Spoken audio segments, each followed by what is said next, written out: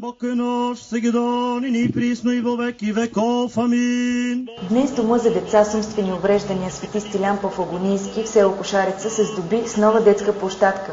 Мястото е предназначено за спорт и забавление на открито и включва голяма площадка за футбол и волейбол, както и люлки за по-малките. Като подарък от община Несебър децата получиха волейболни топки, слънчеви очила и часовници. На официалното откриване присъства кмета на община Несебър господин Николай Димитров, секретаря на общината Ели Кирилова, както и заместник кметове, общински съветници и експерти от общинска администрация. След традиционен водосвет за здравето на децата от дома, кметът господин Димитров и директорът на дома господин Митев заедно прерязаха лентата и официално откриха новата социална придобивка.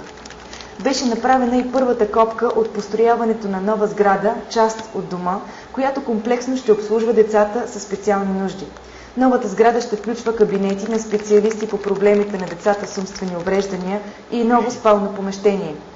След официалната част, кратък концерт изнесоха малките таланти от Общински детски комплекс.